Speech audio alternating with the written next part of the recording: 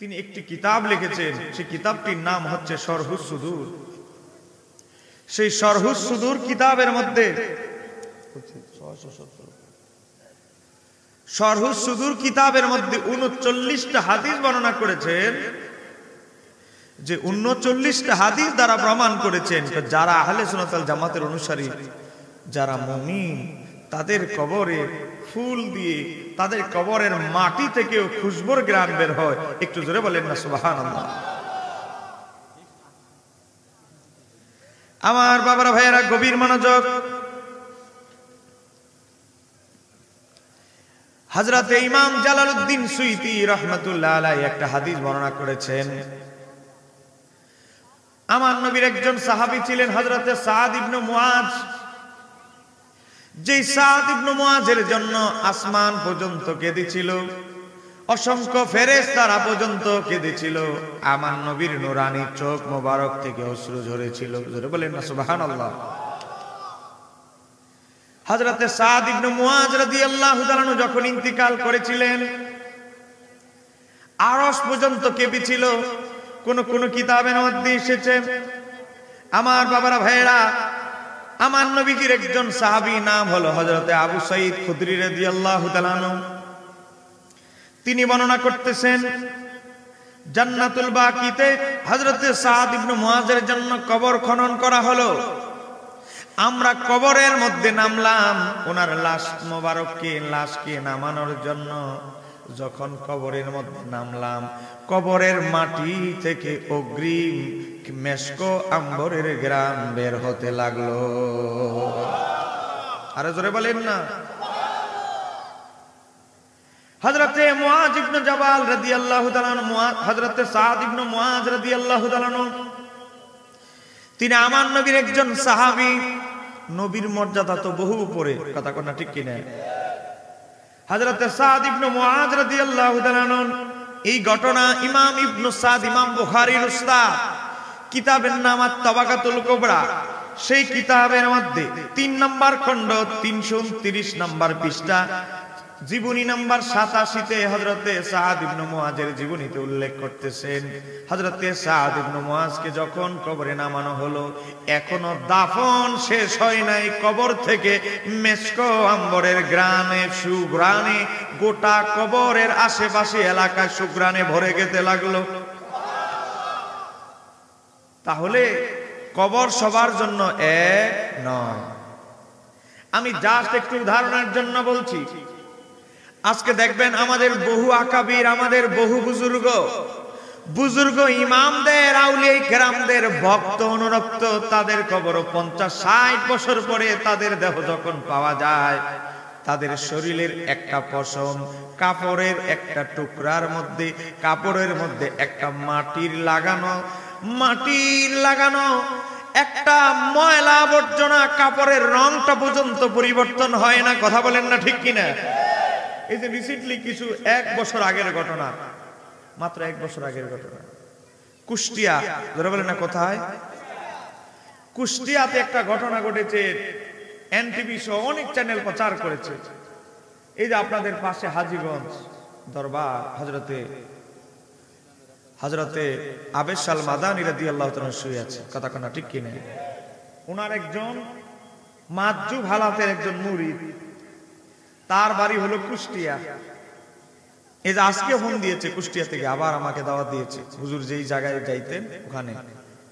তো আগামী বছর ডিসেম্বরে দাওয়াত দিল, 2024 সালে। এই বছরও গিয়েছি নভেম্বরে, আবার আগামী বছর ডিসেম্বরে দাওয়াত দিয়েছি। ওই এলাকায় আমি গিয়েছি, ওনার কবরে গিয়েছি। 32 বছর পরে, ধরে বলেন কয় বছর পরে? 32 বছর পরে ওনার লাশ পাওয়া গিয়েছে। ঘরের কাজ করতে গিয়ে ওনার লাশের একটা কাপড় বেরিয়ে গেছে, ওনার লাশকে উত্তোলন করা হয়েছে। 32 বছর পরে কাফনের কাপড়টা 32 বছর আগে যেমন ছিল, 32 বছর পরেও তদ্রুপ পাওয়া গিয়েছে। একটু জোরে বলতে হবে। তাহলে আহলে সুন্নাত ওয়াল জামাতের অনুসারী হওয়ার মধ্যে আর বাতিল আকীদাপন্থী হওয়ার মধ্যে পার্থক্য আছে না নাই? আমার বাবারা ভাইয়েরা, যুগের পর যুগ, শতাব্দীর পরে শতাব্দী, বুজুর্গানি দিন আউলিয়ায়ে কেরাম এবং হক্কানি আউলিয়ায়ে কেরামদের যারা অনুসারী, আমার আল্লাহ তাদের কবরটা আর অন্যান্য 8-10টা মানুষের কবরটার মধ্যে পার্থক্য করে দেন কে? জোরে বলেন কে? আল্লাহ। এজন্য সবার আগে গুরুত্বপূর্ণ হচ্ছে দুনিয়ার প্রতি প্রেম ভালোবাসা কমাইতে হবে। জোরে বলেন, দুনিয়ার প্রতি প্রেম ভালোবাসা কি করতে হবে? কমাইতে হবে। সমস্ত আউলিয়ায়ে কেরামদের 1 নাম্বার শিক্ষা, দুনিয়ার প্রতি মহব্বত কমাইতে হবে। আর আপনি যদি শুধু বিল্ডিং ইমারত শুধু দুনিয়া দুনিয়া দুনিয়া করে, তাহলে আপনি সত্যিকারী তাসাউফপন্থী হতে পারলেন না। আমরা একটা তাসাউফের বই অনুবাদ করেছি, গাউসে পাকের সিররুল আসরার, এটা গাড়িতে আছে, একটু পরে আনবে। কিতাবটার নাম সিররুল আসরার, গাউসে পাকের লেখা। আমরা তো সবাই কাদেরিয়া তরিকার অধিকাংশ মানুষ, কথা কন্যা ঠিক কি না? সেখানে আমরা গাউসে পাক মুরিদদেরকে তরিকতের সালিকিনদের জন্য বারবার তিনি গাউসে পাক নসিহত করতেছেন, দুনিয়ার প্রতি মহব্বত ভালোবাসা কমাইতে হবে। পৃথিবীতে যত আউলিয়ায়ে কেরাম অতিবাহিত হয়েছে, কেউ কোটিপতি শিল্পপতি ছিল না। একদিক দিয়ে ডান দিক দিয়ে গ্রহণ করতেন, বাম দিক দিয়ে গরিব মিসকিন মুরিদ বিভিন্ন ভক্ত বিভিন্ন অসহায় মানুষ এসে যে বাম দিকে দান করে দিতেন। আমার নবীর দরবারে কোনদিন গুদাম ঘর ছিল? বলেন ছিল? এখন বহু জায়গায় দেখা যায় পুরুষের পরে সিরিয়াল খাসি, সিরিয়াল গরুর, সিরিয়াল মহিষের। কথা কি সত্য না মিথ্যা? আমার বাবারা ভাইয়েরা, আপনি যদি দুনিয়ার প্রতি মহব্বত কলব থেকে বিচ্যুতি করতে পারেন, একজন সত্যিকারের তরিকাপন্থী হতে পারেন, আপনার কবর থেকেও মেশক আম্বরের গন্ধ আসবে। কথা কন্যা ঠিক কিনা? হযরত সাদ ইবনে মুআযের কথা বললাম, গভীরভাবে আমার বাবারা ভাইয়েরা লক্ষ্য করবেন, একজন তরিকাপন্থী হওয়ার মধ্যে ফায়দা কি দেখেন। একজন তাবি মুগিরা ইবনে হাবিব রাহমাতুল্লাহ আলাইহি তিনি বলেন, আমাদের যুগে একজন আল্লাহর ওলির কবর থেকে মেশক আম্বরের সুঘ্রাণ বের হতে লাগলো। একটু জোরে বলেন না সুবহানাল্লাহ। কবর থেকে মেশক আম্বরের ঘ্রাণ বের হতে লাগলো। তখন আমার কলবে একটু জাগ্রত হলো, যে মেশক আম্বরের যে বুজুর্গের কবর থেকে বের হচ্ছে, এই লোকটা কি এমন আমলের মাধ্যমে সেটা অর্জন করলো, আমার একটু জানার দরকার। ওই লোক ইস্তেখারা করলো, দুরুদ সালাম করলো, আল্লাহকে বলল, আল্লাহ তোমার ওই নৈকট্যবান বান্দার সাথে আমাকে একটু স্বপ্নে দেখা করায়া দাও। একটু জোরে বলেন না। আপনাকে রাগ করতেছেন নাকি? আমি একটু ভূমিকা স্বরূপ ওয়াজ করতেছি, ভূমিকার পরে মূল ওয়াজে যাব। আমার কথাগুলো হয়তো একটু কড়া, কিন্তু দাওয়াত দিলে দিবেন, না দিলে নাই, কিন্তু হক কথা বলতেই হবে। কথা বলেন ঠিক কি না? মাইকের আওয়াজ যত দূর যাচ্ছে, আমি এখনো শেষবার অনুরোধ করছি, আপনাদের এলাকায় মেহমান হয়ে এসেছি, গত 2 বছর এসেছি, এবার 3য় বছর আসলাম। মহব্বত না হইলে কি একজন বক্তা 3 বছর কি আসতে পারে? আপনাদের মহব্বত আছে দেখেই তো আসছে, বেশি আসছে, আর না হয় না আসবো। এইবার শেষবার কষ্ট দিয়ে যাচ্ছি, একটু কি কষ্ট দিতে পারবো আপনাদেরকে? কষ্ট করতে রাজি আছেন? কে কে চলে যাবেন হাত তুলে দেখায় দেন। তাহলে আপনারা চলে যাবেন? হ্যাঁ, জোশে হুশ হারায় ফেললে হবে। চাচা বসেন, গভীর মনোযোগ। হযরতে মুগিরা ইবনে হাবিব রাহমাতুল্লাহ আলাইহি বলেন, ও আল্লাহ, এই বুজুর্গ ব্যক্তির কবর থেকে মেশক আম্বরের সুঘ্রাণ বের হয়, এই বুজুর্গ ব্যক্তি কি এমন আমল করে এই মর্যাদা লাভ করলো? শত শত কবর পাশে আছে, কিন্তু এই বুজুর্গ ব্যক্তির কবর থেকে মেশক আম্বরের সুঘ্রাণ বের হচ্ছে। আমি জানতে চাই, এই লোক ফরজ ইবাদতের পাশাপাশি নফল কি কাজগুলো গুরুত্ব দিত? জোরে কন্যা। ওই আল্লাহর ওলি হযরত মুগিরা ইবনে হাবিব রাহমাতুল্লাহ আলাইহি যখন স্বপ্নে দেখলেন ওই আল্লাহর ওলিকে, জিজ্ঞেস করলেন, হে আল্লাহর ওলি, কি এমন নফল ফরজ ইবাদত আপনিও করেন, আমরাও করি, আপনিও করেছেন, আমরাও করি, কিন্তু কি এমন আমলের দ্বারা আল্লাহর এমন নৈকট্যবান বান্দা হলেন যার কারণে কবর থেকে মেশক আম্বরের ঘ্রাণ বের হচ্ছে? আল্লাহর ওলি বলতে লাগলেন, আমি 2টা কাজ করতাম। এক নাম্বার হলো যখনই সময় পাইতাম কোরআন তেলাওয়াতে জিহ্বাটাকে আমি সচল রাখতাম, নাম্বার 1। নাম্বার 2 হচ্ছে আমি প্রায় সময় চেষ্টা করতাম যখনই সুযোগ পাইতাম তখনই আমি রোজা রাখার চেষ্টা করতাম। জোরে কন্যা সুবহানাল্লাহ। তরিকাপন্থীরা আমাদের বাগদাদি হুজুর থেকে দেখেন সলিহিন বুজুর্গানে দিন এবং তাদের মুরিদদেরকে অন্তত সপ্তাহে সোমবারে রোজা রাখার চেষ্টা করাইতেন। এই কথা কন্যা ঠিক কিনা? এবং বেশি বেশি কোরআন তেলাওয়াতের তালিম দিতেন। ওয়াকিয়া সূরা ওয়াকিয়া, সূরা মুলুক, বিভিন্ন আয়াতুল কুরসি কোরআন তেলাওয়াত না করে ঘুমানোর নির্দেশ দিতেন যে কোরআন তেলাওয়াত না করে ঘুমাবে না। আজকের বুজুর্গানে দিনরা যে আমলগুলো শিক্ষা দিয়েছেন ওই আমলের মাধ্যমে তারা পীরের অনুসরণ এমন ভাবে করেছেন আমার আল্লাহর রেজামত তারা হাসিল করতে পেরেছেন। এই কারণে তাদের কবরে দাফনের পরে তাদের লাশ থাকে অক্ষত, তাদের শরীরের কাফনের যে কাপড়টা পর্যন্ত ময়লা যুক্ত হয় না। একটু জোরে বলতে হবে সুবহানাল্লাহ। এখন আমার মোবাইলে ছবি আছে যে কুষ্টিয়ার লোকে, এটা আমাদের পাশের দরবার। অনেকে আমরা আবেশাল মাদানী রহমতুল্লাহ আলাইহি যারা বয়স্ক মানুষ দেখেছি, তাহলে বোঝা গেল আহলে সুন্নাত ওয়াল জামাত হক কিনা। আমরা তরিকাপন্থীরা, কাদিরিয়া তরিকার লোকেরা, আমরা চার তরিকার লোকেরা কি হক না বেহক? আমার বাবারা ভাইয়েরা দেখেন, আমার আল্লাহ তরিকাপন্থী যারা তরিকাপন্থী হয় একজন মাশায়েখের ওজিফাগুলো আদায় করে চলাফেরা করেন, আমার আল্লাহ কি মর্যাদা তাদেরকে দেন। বিখ্যাত মুহাদ্দিস হযরতে মিসকিন ইবনে বুকাই রাহমাতুল্লাহ আলাইহি বর্ণনা করছেন যেই ঘটনাটা ইমাম জালালউদ্দিন সুয়ুতী শরহুস সুদুর কিতাবের 197 নম্বর পৃষ্ঠার মধ্যে নকল করেছেন। ও বাবা, ইমাম সুয়ুতী কেমন ইমাম সুয়ুতী যিনি জাগ্রত অবস্থায় আমার নবীকে 75 বার দেখেছেন। কি মনে করছেন 75 বার? স্বপ্নে তো হাজার হাজার বার দেখছে। ইমাম সুয়ুতী এমন একজন মুহাদ্দিস ছিলেন, অসংখ্য জটিল জটিল মাসালা, অসংখ্য জটিল জটিল হাদিসের সূক্ষ্ম বিশ্লেষণ সরাসরি আমার নবীকে সওয়াল করে জিজ্ঞেস করে জানে নিতেন, সরাসরি জানতেন। আমরা তো কিতাব না পড়লে, এটা আমার অনুবাদিত বই, আমরা আরবি কিতাবটা না দেখলে খুললে হাদিসটা বলতে পারি না, দেখে দেখে বলতে হয়, কারণ এত বড় বড় পৃষ্ঠা এত বড় বড় হাদিস মুখস্থ রাখতে পারি না। কিন্তু ইমাম সুয়ুতী এমন একজন ব্যক্তি ছিলেন যার সিনার মধ্যে 2 লক্ষ হাদিস মুখস্থ ছিল। এমন হাদিস আছে 2.5 পাতা 3 পাতা, এমন হাদিস আছে 5 পাতা কিন্তু হাদিস একটা, কিন্তু 5 পাতা। এ আমার বাবারা ভাইয়েরা গভীর মনোযোগ। হযরতে মিসকিন ইবনে বুকাই রাহমাতুল্লাহ আলাইহি বলেন, আমাদের যুগে একজন বুজুর্গ অনেক বড় উঁচু মাপের আল্লাহর ওলি তাসাউফপন্থী সুফি মারা গেল। তার নাম হচ্ছে ওয়ারাদুল আজলি রাহমাতুল্লাহ আলাইহি। তখন চলে আব্বাসীয় খিলাফত। এই ওয়ারাদুল আজলি রাহমাতুল্লাহ আলাইহি যখন মৃত্যুবরণ করলেন, মৃত্যুবরণ করার পরে তার লাশ যখন দাফন করতে গেলেন, দাফন করতে গেলে এখনো দাফন করে নাই, দাফন করতে গিয়েছে মাত্র, নেমেছে মাত্র, দাফন করতে এখনো দাফন সুসম্পন্ন হয় নাই, দাফনের কাজ কমপ্লিট হয় নাই। গিয়ে দেখে আমার আল্লাহ ওই ওয়ারাদুল আজলি রহমাতুল্লাহ আলাইহি আল্লাহর ওলির জন্য আমার আল্লাহ অগ্রিম জান্নাতি ফুল নিচের মধ্যে বিছিয়ে দিয়েছে। আরেকটু জোরে বলেন না।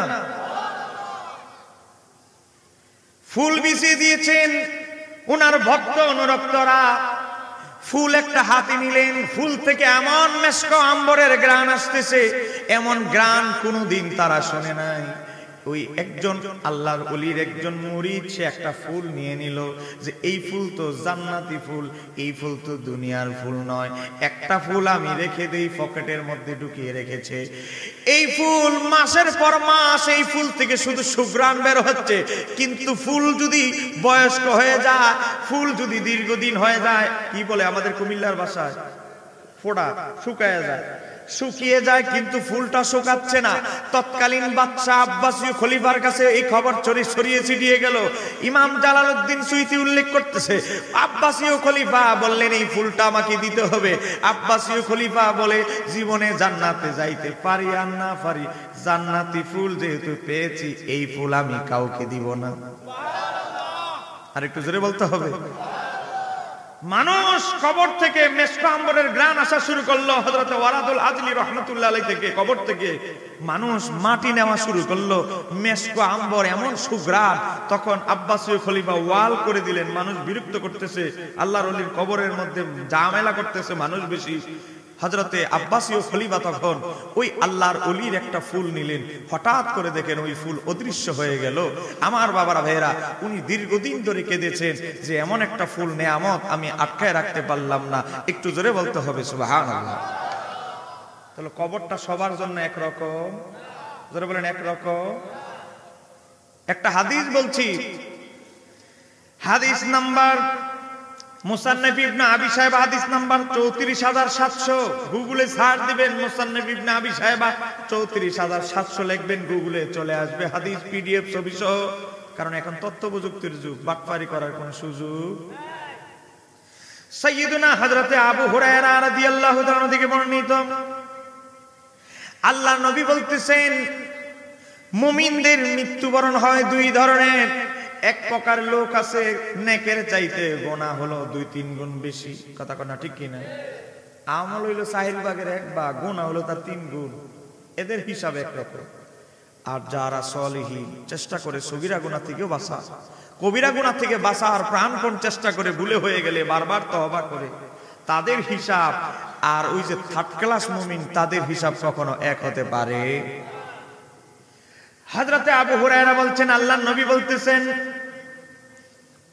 একজন মুমিনের যখন ইন্তিকাল হয়, ইন্তিকাল হওয়ার পরে তাকে যখন গোসল দেওয়া হয়, খাটিয়ার উপরে রাখা হয়, ওই মুমিন ব্যক্তিটা বলতে থাকে, মুমিন ব্যক্তিটা তাকে যারা গোসল টোসল দিয়ে কাফনের কাপড় পরিয়েছে তাদেরকে এভাবে মালিশ করতে থাকে, ও আমার বড় ভাই, ও আমার চাচা, ও আমার মেয়ে, ও আমার ছেলে, তাড়াতাড়ি বলো, তাড়াতাড়ি সবাইকে বলো, আমাকে যেন আমার আসল জায়গায় মধ্যে পৌঁছিয়ে দে।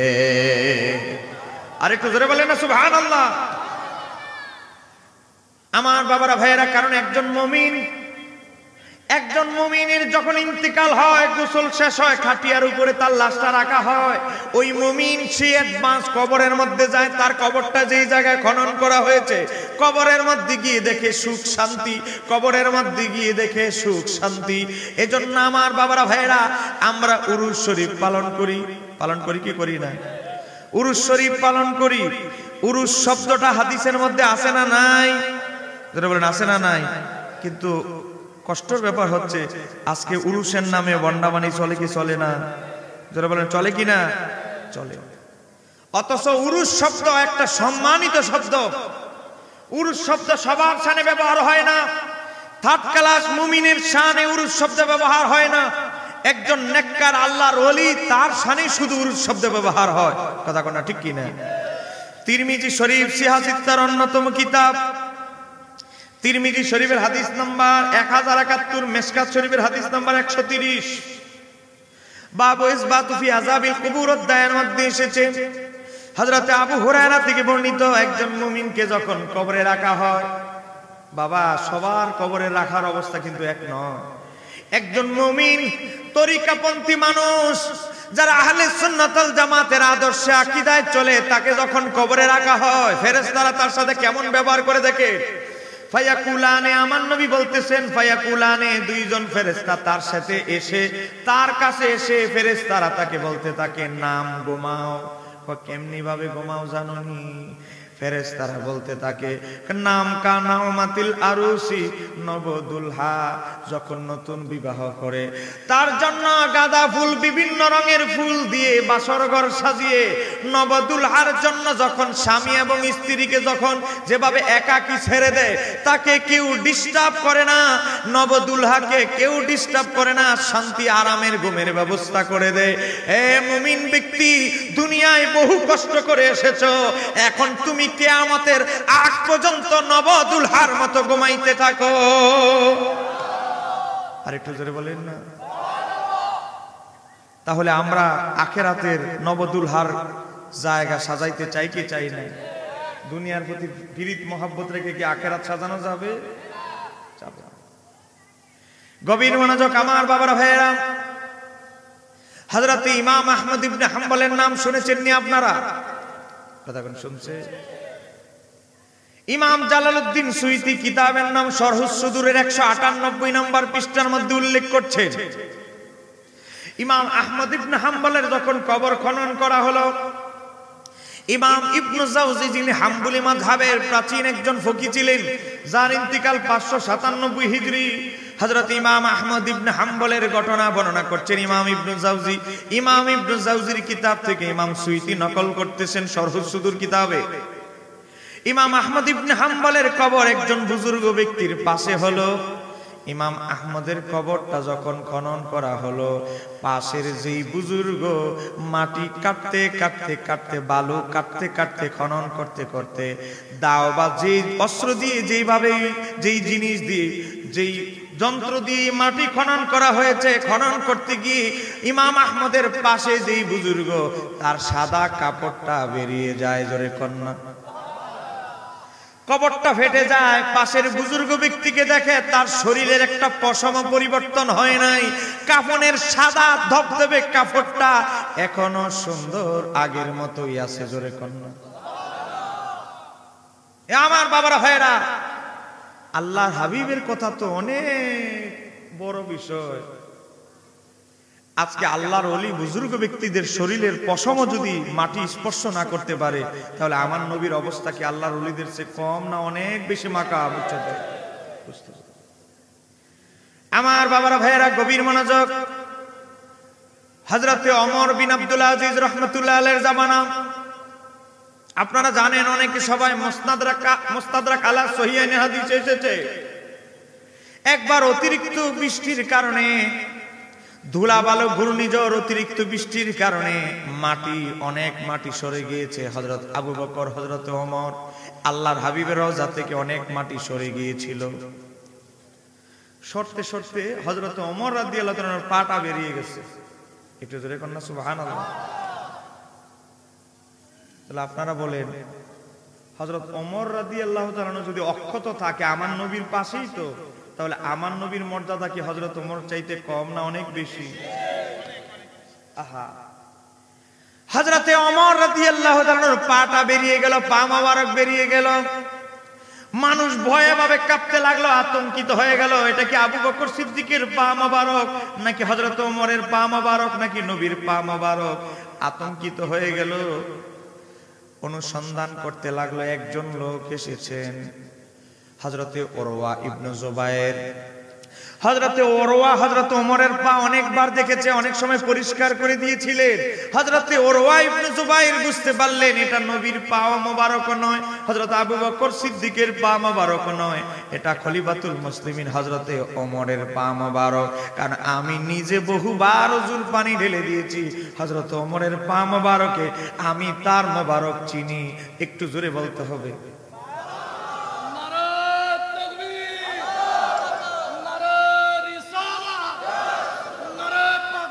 আমার নবীর জিসিম মোবারকে যা ঢুকে, যদি ওটা খাবার হিসাবে ঢুকে, বের হয় নূর হয়ে।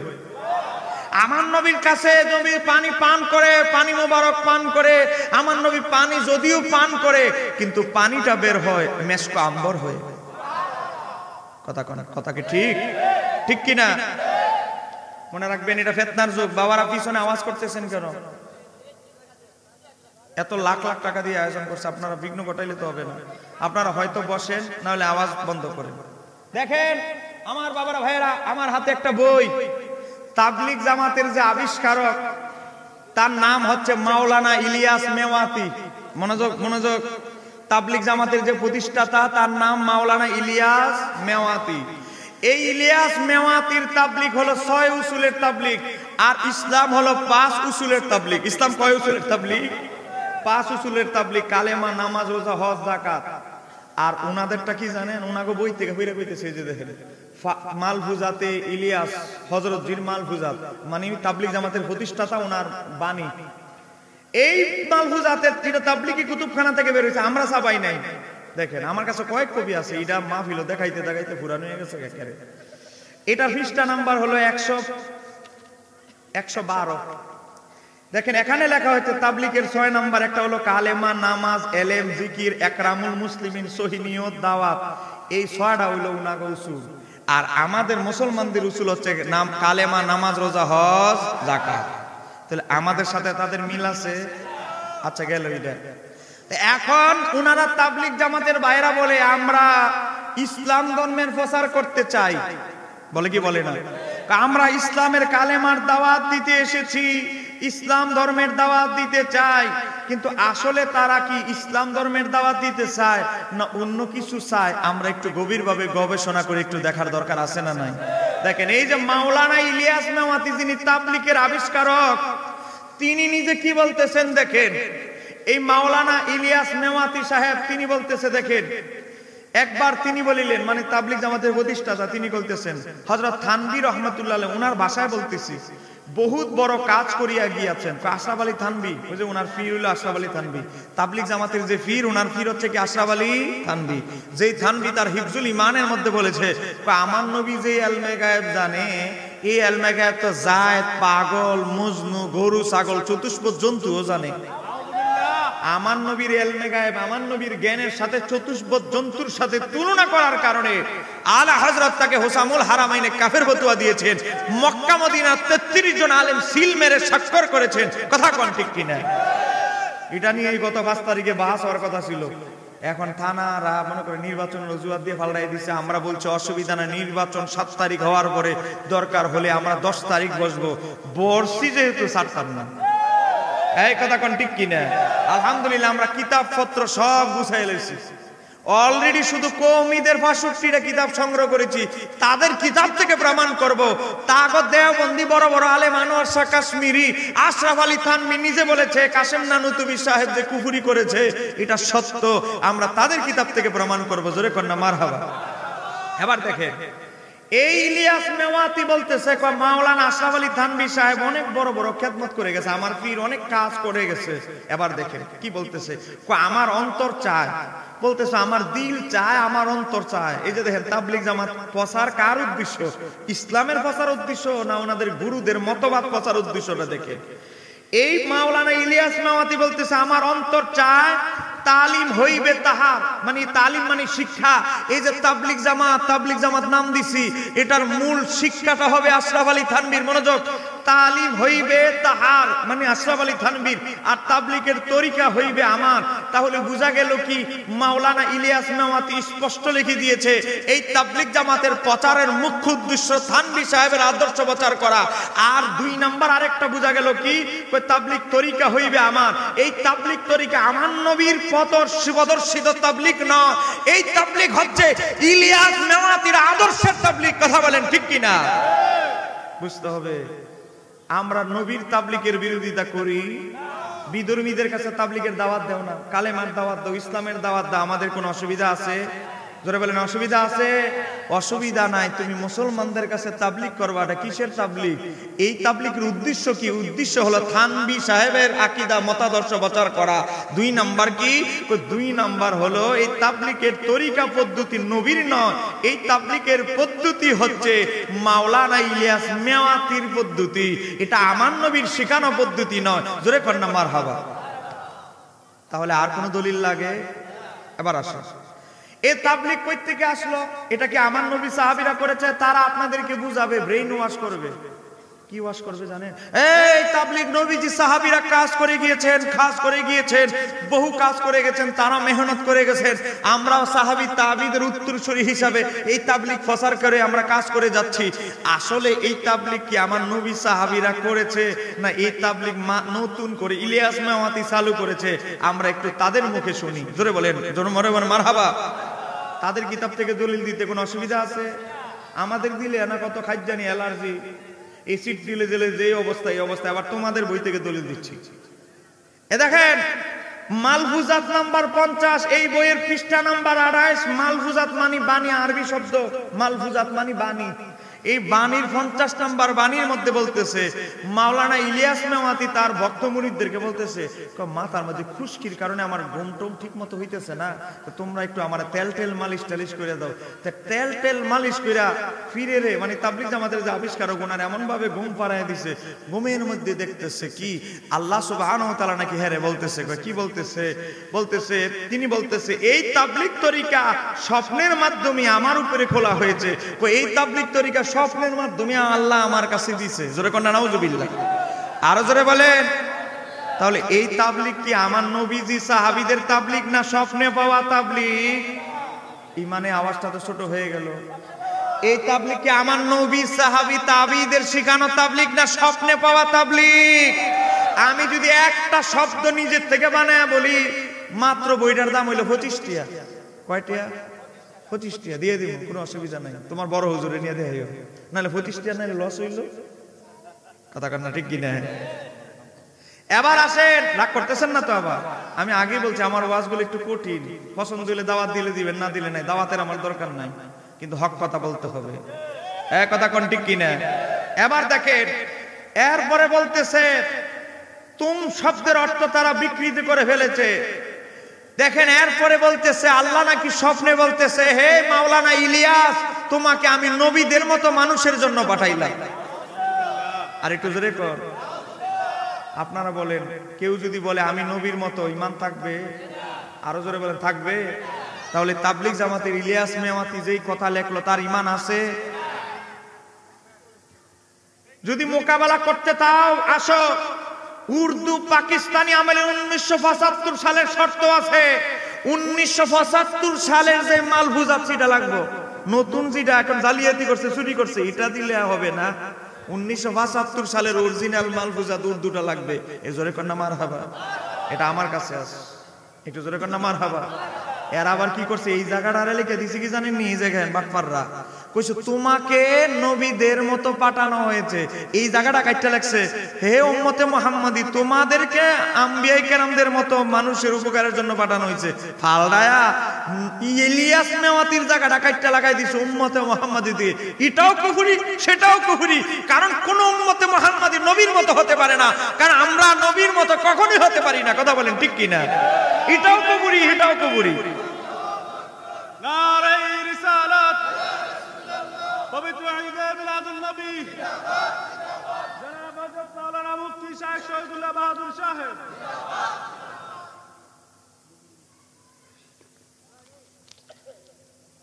একটু বিরক্ত হচ্ছেন নাকি বাবা? আমি আমার মূল আলোচনায় যাচ্ছি, এটা শেষ করি। যেহেতু কাগজে একটু প্রশ্ন আসছে, একটু খোলাসা করার দরকার আছে না নাই? নাহলে আবার কমিটি বলবো হুজুর দাওয়াত দিলাম, আমাদের প্রশ্নের কোনো দাম নাই, উত্তর দেয় না। একটু উত্তর দেওয়ার দরকার আছে না নাই? জানি মাইকের আওয়াজ যত দূর যাচ্ছে, কিছু লোকের অ্যালার্জি খাদ্যানি শুরু হয়ে যাচ্ছে। মলম দিয়ে যাইতেছি জানে খাদ্যানি ওটা বন্ধ হয়ে যায়। এবার আসেন, দেখেন তাহলে ইলিয়াস মেওয়াতি বলতেছে তাকে নাকি স্বপ্নে আমার আল্লাহ বলতেছে তোমার নবীর মতো মানুষের জন্য পাঠানো হয়েছে। এই কথা যদি কেউ বলে, ইলিয়াস মেওয়াতির জায়গায় অন্য কেউ যদি বলে, ঈমান থাকবে? এবার আসে, আপনারা বলেন জাকাত দেওয়া কি? এটা নতুন করে ওয়াজ করতে হবে। জাকাত দেওয়া কি? মালদারের জন্য জাকাত দেওয়া কি? ফরজ। এই ফরজকে কেউ যদি অস্বীকার করে, ঈমান থাকবে? থাকবে? মুসলমান থেকে খারিজ। দেখেন মালফুজাত নাম্বার 51, পৃষ্ঠা নাম্বার 29। দেখেন লাল কালি দিয়ে, আমি লাল কলম দিয়ে মার্ক করে রেখেছি। দেখেন কি বলতেছে, হযরতজি বলেন, হযরতজি মানে তাবলীগ জামাতের প্রতিষ্ঠাতারা, তারা হযরতজি বলে, দেওবন্দীরা, কওমি ভাইয়েরা। ও হযরতজি বলেন, কি বলেন? জাকাতের দরজা হাদিয়ার নিম্নে। জাকাতের মর্যাদা, হাদিয়া হইল মুস্তাহাব। হাদিয়া মানে কি? মুস্তাহাব মানে নফল। বলতেছে জাকাতের দরজা মর্যাদা হাদিয়ার নিচে। জোরে কোন নাউজুবিল্লাহ। চিন্তা করেন, কোথায় জাকাত ফরজ আর কোথায় হাদিয়া? বলতেছে জাকাতের দরজা হাদিয়ার নিম্নে, হাদিয়ার নিচে মর্যাদা। এই কারণেই হুজুর সাল্লাল্লাহু আলাইহি সাল্লামের জন্য সদকা হারাম ছিল, হাদিয়া হারাম ছিল না। কিসের সাথে কি যুক্তি দিতেছে? আপনারা বলেন জাকাত হইল ফরজ। জোরে বলেন জাকাত হলো কি? কখনোই নফল, কখনো ফরজের উপরে মর্যাদাবান হতে পারে। এটা যদি কেউই বলে যে নফলের মর্যাদা ফরজের উপরে বেশি, তাহলে ঈমান থাকবে? তাহলে আবার চিন্তা করেন, এবার আসেন এই তাবলিগ জামাতের কত বড় ভয়ঙ্কর ভ্রান্ত আকীদা, কত বড় ভয়ঙ্কর ভ্রান্ত আকীদা দেখেন। তারা তাদের এই মালফুজাতের মধ্যে 25 নম্বর পৃষ্ঠার মধ্যে লিখতেছে জানেন, দেখেন লিখতেছি ইলিয়াস মেওয়াতি সাহেব বলতেছে আবুল হাসান নদভীর কথাকে কুট করে লেখা হচ্ছে মুসলমান দুই প্রকার হইতে পারে, কিন্তু কথাটা অনুবাদটা একটু সামান্য উর্দু থেকে ঘুরিয়েছে। মূল কথা হচ্ছে মুসলমান দুই প্রকার। তাদের ভাষায় মুসলমান কয় প্রকার? আমাদের কথা না, কিন্তু তাবলিগ জামাতের ভাষায় মুসলমান কয় প্রকার? তাবলিগ জামাতের ভাইদের ভাষ্য মতে মুসলমান হইল দুই প্রকার। কারা কারা মুসলমান আবার জানেন? আপনারা আসেননি, আপনারা দেরেরাবাসীরা মুসলমানের কাতারে আসেননি। আবার দেখেন এদের ভাষায় বলতেছে মুসলমান দুই প্রকার। এক নাম্বার, প্রথম যাহারা আল্লাহর রাস্তায় বাহির হয়ে যায়, তাবলিগ জামাতে যারা বাহির হয়ে যায় এরা হইল মুসলমান, এক নাম্বার। দুই নাম্বার, দ্বিতীয়ত যাহারা তা উহাদেরকে সাহায্য করিবে। তাহলে যারা, এখানে আরেকটা শব্দ বাদ দিয়েছে, তেসরা কিসিম নেই, মানে তৃতীয় আর কোনো প্রকার নাই, শব্দটার অনুবাদ থেকে বাদ দিয়েছে। উর্দুতে আছে কিন্তু বাংলায় এরা বাদ দিছে। তো দেখেন বলতেছে মুসলমান তাবলিগ জামাতের ইলিয়াস মেওয়াতিদের আকীদা দেখেন, তাবলিগ জামাতের যে মুসলমান হইল দুই প্রকার। এক প্রকার হইল যারা গাট্টি লইয়া তাবলিগে বের হয় এরা হইল মুসলমান, আর এই গাট্টিওয়ালাদেরকে জায়গা টাকা দিয়ে যারা সহযোগিতা করে এরা হইল মুসলমান। তৃতীয় আর কোন মুসলমান নাই। এখন আমরা কি আর তাদের ভাষায় মুসলমান আছি? এরাই খালি মুসলমান, আর একবারে গাছটি যারা জায়গা দেয় এরাই মুসলমান। তাহলে মাফ করে দিছি কোন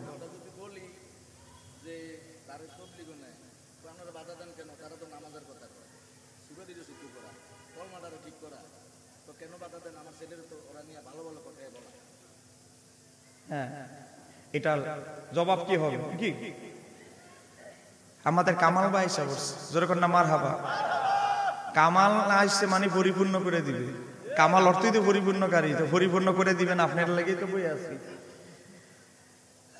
আসতেছে। এটা আমি আলোচনা করতাম তাবলিগের দিকে মানুষদেরকে, যে যুবকদেরকে ডাকে, এটার যে একটা কৌশল ব্যবহার করে তারা, এটার কৌশলের জবাবটা আমি বলতাম, কিন্তু কামাল ভাই মনে করেন মনের কথাটা রাখতে পারে নাই, কয়ে লাইছে।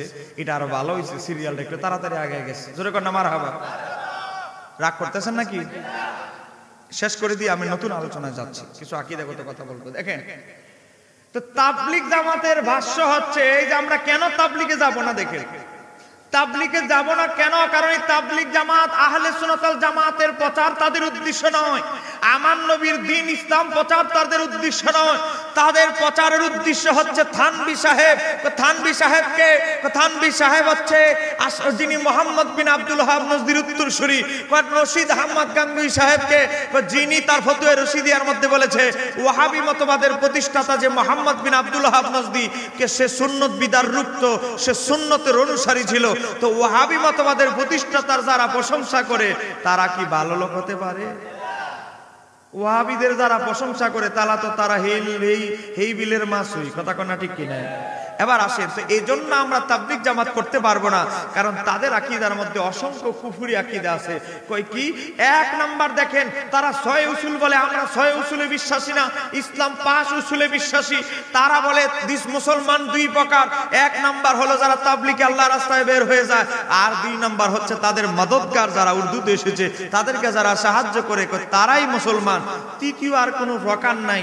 আমরা তাহলে দেরেরার যারা কাদিরিয়া সিলসিলার মুরিদ, আমরা যারা আহলে সুন্নাত ওয়াল জামাতের লোক, জীবনে কোনোদিন তাবলিগে যাইও নাই, গাট্টিওয়ালা করে জাগাও দেই নাই, এখনো পর্যন্ত আমরা মুসলমানও হইতে পারি নাই। তাহলে এই আকীদা যারা পোষণ করে তাদের সাথে কোনো আপোষ আছে? যারা আমাদেরকে ইনডাইরেক্টলি কাফের ফতোয়া দেয় তাদের সাথে কোনো আপোষ আছে? আরে ভাই, তোমার তাবলিগ জামাতের মুরব্বীরা তো আমাদের কাফের ফতোয়া দিয়ে গেছে সুন্নিদেরকে, তো কাফেরকে কিসের দাওয়াত দাও? আমাদেরকে দাওয়াত দাও। আজকে আমার বাবার ভাইরা কিছু যুবকদেরকে নামাজ রোজা শিক্ষা দেওয়ার নামে আজকে তারা ওয়াহাবি মতবাদগুলো শিক্ষা দিচ্ছে। প্রথমে আগে হুজুর কথা বলবে, কোরআন তেলাওয়াতের কথা বলবে, দুরূদ শরীফের কথা বলবে, তা আবার দুরূদ ইব্রাহিম আর দুরূদ খুঁজে পায় না।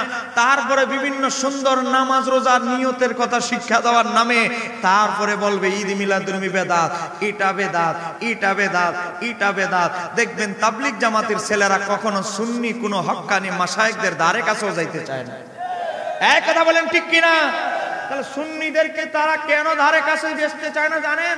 কারণ তাদের কলবে শিক্ষা দেওয়া হয়েছে আমরা সুন্নিরা মুসলমান নই। কারণ তাদের তাবলিগ জামাতের বইয়ের 25 পৃষ্ঠা 42 নম্বর মালহুজাতে বলা হয়েছে, 42 নম্বর মালহুজাতে বলা হয়েছে আমরা সুন্নিরা কোনো মুসলমান নই। তাবলিগ জামাতের বাইরে যারা দুনিয়াতে আছে এরা কেউ মুসলমান নয়। যারা আমাদেরকে কাফের মুশরিক মনে করে তাদের সাথে আমাদের কোনো আপোষ আছে? জোরে বলেন আছে? আরো জোরে বলেন আছে? সাবধান। এবার আসেন আমাদের বাংলাদেশের একটা বড় দরবার আছে, কওমি দরবার, যেটা আপনাদের ফাঁস থেকে খিলাফত পাইছে। আপনাদের পাশে আসেনি উজানি? আছে না নাই? মোটামুটি উজানি সে গিয়া মাইকের আওয়াজ ধাক্কা লাগতেছে। হ্যাঁ একটা আছে। যাই হোক, উজানির পাশে একদিন একজন একটা মাহফিল করেন, হাদিয়া না দিতে পারেন দাওয়াত দিয়ে। উজানির পাশে আমার একটা মাহফিল করার শখ আছে। জোরে কন্যা মারহাবা। কেউ করতে পারলে কইেন, হাদিয়া লাগবে না, আমি মাগনা করে দিব। তারপর একটা শখ, আমার একটা শখ ছিল হবিগঞ্জের বাসিরে কইলাম যে উলিপুরি সাহেবের মাদ্রাসার পাশে একটা মাহফিল দিতে হবে। তো মাদ্রাসা মাহফিল দিচ্ছি, মাদ্রাসা মোবাইলে ছবি আছে, আমি মাস্ক পরে মাদ্রাসাটা ঘুরা টুইরা মাদ্রাসার ভিতরে কি কি কিতাব আছে সব দেখে জোরে কন্যা মারহাবা। তো এখানে একটা উজানির পাশে একটা মাহফিল দিয়ে হাদিয়া না দিতে পারলে অসুবিধা নাই, প্যান্ডেল আর মাইক ব্যবস্থা করে ফেলি। মাইক যদি ব্যবস্থা না করতেন তাহলেও কিছুটি আমি দিতে রাজি আছি। তারপর একটা মাহফিল করে শুধু উজানির কারি ইব্রাহিম সাহেবের জীবনী থেকে একটু 1 ঘন্টা ওয়াজ করব। একটু জোরে কন্যা মারহাবা। কারি ইব্রাহিম সাহেবের জীবনী পাবেন উজানি গেলে, সেখানে আছে আল্লাহর নবী সাল্লাল্লাহু আলাইহি সাল্লাম ইব্রাহিম নবী কারি ইব্রাহিম সাহেবের ইন্তেকালের সময় যেই দিন উনি মারা যাবে ওই দিন আল্লাহর নবী ইব্রাহিম সাহেবের ঘরে এসেছেন। আল্লাহর হাবিবের নূরানি সুরতের আলোতে গোটা ঘরটা আলোকিত হয়ে গেছে। ওরে বাবা রে, আপনাদের উজানি নবীজি আসতে পারে কেন? দেরেরা আসলে কোনো অসুবিধা আছে? দেরেরা তো উজানির পাশে, ও দেরেরা আমরা দাঁড়ায় নবীরে সালাম দিলে অসুবিধা, কিন্তু উজানি কিন্তু নবী আসতে পারে। ব্যাপারটা বুঝছেন? ঘটনাটা নিয়ে আসেন মৃত্যুর আলোচনায় দেখবেন, কারি ইব্রাহিম সাহেবের মৃত্যুর আলোচনা আছে না আপনার কাছে? ওই যে আমার ভাইয়ের কাছে আছে, ওনার হাফিজি মাদ্রাসা গেলে পাইবেন। ওই দিন আমি দেখছি, কেউ আর সন্দেহ লাগলে এখনই যাইতে পারবেন। জোরে কন্যা মারহাবা। আরো বহু কথা আছে, এগুলো বলতে গেলে অনেক সময়ের ব্যাপার। উজানি কারি ইব্রাহিম সাহেবের কারামত লিখতে গিয়ে এমন এমন কারামত লিখছে, উনি এক সময় একাধিক জায়গায় উপস্থিত হয়ে গেছে। তিনি অনেক এলমে গায়েবের মাধ্যমে অনেক খবর বলে ফেলছে। ওরে বাবা রে, কারি ইব্রাহিম সাহেব গায়েব জানে আর নবী গায়েব জানে না, ব্যাপারটা বুঝছেন? যাই হোক, দাওয়াত দিয়েন, শুধু কারি ইব্রাহিম সাহেবের কিতাব থেকে ওয়াজ হবে আর বাইরে বইয়ে থাকবে কারি ইব্রাহিম সাহেবের জীবনী নিয়ে, পৃষ্ঠা নাম্বার বলবো আর ওয়াজ হবে। জোরে কন্যা মারহাবা। মাইক বিল অর্ধেক দিমু, ওয়াজ ফ্রি করে দিয়ে যাবো। জোরে কন্যা মারহাবা। ও ওনার বাড়ি তো আবার দিক কাছাকাছি। হ্যাঁ এমনি দাওয়াত দিলে কি যাওন যা সুন্দর করে দেখুই তুই। আচ্ছা যাই হোক, আপনারা কি রাগ করতেছেন নাকি? দেখেন, এই মাওলানা কারি ইব্রাহিম সাহেবের একজন খলিফা আছে, নাম হলো মাওলানা ইসহাক, যিনি চরমনাইয়ের প্রতিষ্ঠাতা, চরমনাই দরবারের। এই মাওলানা ইসহাক সাহেবের ছেলে হলো ফজলুল করিম, যিনি বর্তমান ফয়জুল করিম রেজাউল করিমের বাবা। এই ফজলুল করিমের জীবনী বের হয়েছে মুজাহিদ প্রকাশনী থেকে, যাদের ঘরে আছে। পৃষ্ঠা নাম্বার 212, সেখানে প্রশ্ন করা হয়েছে চরমনাই পীর সাহেব মাওলানা ফজলুল করিম সাহেবকে যে এই বর্তমান তাবলিগ সম্পর্কে আপনার অভিমত কি? মাওলানা ফজলুল করিম স্পষ্ট বলে দিয়েছে, এই বর্তমান প্রচলিত তাবলিগ নবী করে নাই, সাহাবী করে নাই, তাবি করে নাই, তাবে করে নাই, সিহাসিত্তার 6 ইমাম করে নাই, এমনকি আউলিয়ায়ে কেরাম করে নাই। জোরে কন্যা মারহাবা। তাহলে এই তাবলিগ যে বেদাতে সাইয়া বেদাত, এটা আমরা বলতে হবে না, বাংলাদেশের কওমিদের বড় দরবারের পীর মাওলানা ফজলুল করিম সাহেব তার জীবনীর 212 পৃষ্ঠা তার কথাটা কোট করেছে, সেখানে বলে দিছে। জোরে কন্যা মারহাবা। লাগে নিজেদের চরমনাই সাহেবের পীর সাহেবের কিতাব থেকে দলিল দিলাম, 212 পৃষ্ঠা নোট করে নেন। স্পষ্ট চরমনাই পীর সাহেব বলে দিছে এই তাবলিগ বেদাত বেদাত বেদাত। এজন্য আমরা তাবলিগ করি না, কারণ এই প্রচলিত তাবলিগ হচ্ছে ইলিয়াসের তাবলিগ। এটা আমার নবীর তাবলিগ নয়, সাহাবীদের নয়, তাবিঈদের তাবলিগ নয়, এমনকি কোন বুজুর্গানে দিন নির্ভরযোগ্য আউলিয়া কেরামদের শিখানো তাবলিগ নয়। কথা বলেন ঠিক কি না? এবার আসেন এই তাবলিগ জামাতের আকীদা। তাবলিগ জামাতের আকীদা হচ্ছে আমার নবীকে কিয়ামে দাঁড়ায় ইয়া নবী সালামু আলাইকা, ইয়া রাসূলুল্লাহ সম্বোধনে সালাম দেওয়া যাবে না। জোরে কোন নাউজুবিল্লাহ। তাহলে এটা কি আমরা আকীদা পোষণ করি? এই আকীদা কি সুন্নিদের না ওয়াহাবিদের? আজকে আমার তাবলিগ জামাতের ভাইরা এই আকীদা পোষণ করে। তারা মনে করে নবী আমাদের মতো মানুষ, তবে একটাই পার্থক্য, ওনার কাছে ওহী আসে। মানে আবার কষ্ট করে পার্থক্যটা কয়, একটাই পার্থক্য আছে, ওনার কাছে ওহী আসতো, আমাদের কাছে আসে না। তাহলে আবার তোমার মতো হইলো কেমনি? একজনের সাথে যদি আরেকজনের পার্থক্য থাকে তাহলে কি আর মত হইলো? পার্থক্য হইলো তার মত হইলো না, তাহলে মত কেমন হইলো?